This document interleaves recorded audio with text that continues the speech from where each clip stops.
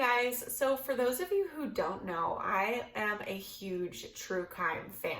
It's one of my favorite genres to watch on any of my streaming channels, live TV, whatever it may be. It is one of my favorite genres. So today I just wanted to hop on and share 10 of my favorite true crime series on Netflix. These will be specific to Netflix, although I do stream true crime on other platforms that I really do enjoy. So please comment below if you would like to see any of those stream services.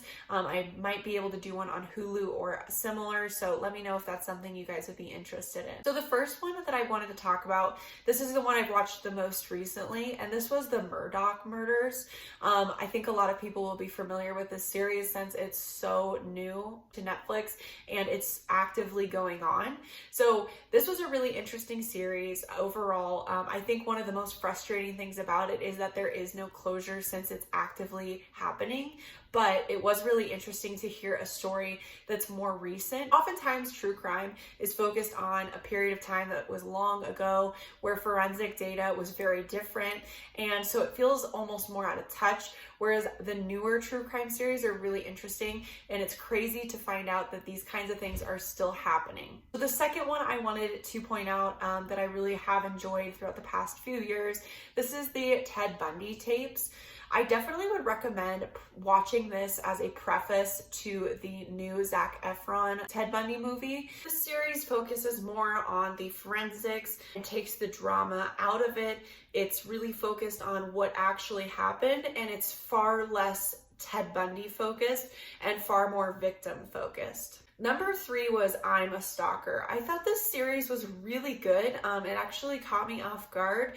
I really thought that it wouldn't be as true crime as I necessarily like, but this was a really interesting series. Not only to hear it from the stalker themselves and their mentality about what happened and their perspective on what happened, but it was also really meaningful to hear from these stalking victims who actually had lived, since so few stalking victims actually will make it. Number 4 was Worst Roommate Ever. I have to say this is one of my favorites on the list. I personally could not believe some of the stories that they'd shared, and I thought they were fascinating, so I would highly recommend this one. Number 5 was Making a Murder. Obviously, this series was really popular a few years ago when it first came out on Netflix. It took me a couple years to actually watch it, but this is a crazy conspiracy story about a series of murders that happened in the Midwest. Number 6 is Dirty John / Betty.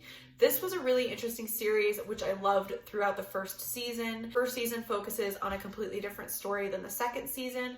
It is a dramatized, retold story, so it's not as much on the forensic side of things, but it does talk about 2 very true stories, which are very mind-blowing. I personally liked Dirty John more than I did Betty, which was the second season, but overall these are really crazy stories that you can't believe are real. They're pretty recent, and I would highly recommend you watch both seasons, but definitely, I think Dirty John was my favorite over the Betty season. Number 7 is Sins of Our Mother. In the same way that the Murdaugh murders were really fascinating because they were so modern day and they'd recently happened, Sins of Our Mother is very similar. So when you hear the story, honestly, you won't believe that it's happened so recently. I didn't either. And of all things, it took place during COVID, which shocks me because I feel like I would have heard something about it, but I think honestly, COVID, the pandemic, overtook the news, and this unfortunately didn't make it as publicly, but this story is insane. It's still going to trial, and I really would recommend this to others, although again, a frustrating thing about it being such a modern day story is that you don't get as much closure from this series. Number 8 would be The Keepers. This was a really fascinating story. This one has been on Netflix for a while as well, although I just recently got around to it, and I would highly recommend this one to others. Number 9 is The Trials of Gabriel Fernandez. This is a very dark, touching series. Overall, this story is extremely sad and dark. What it really makes you realize is what can we change about our public system to help children in a similar situation to Gabriel. So this is a really dark one, but I do recommend it because it does encourage people to think about what our common processes are for children that are suffering from abuse. Number 10 is Unsolved Mysteries. This one is true crime, sort of.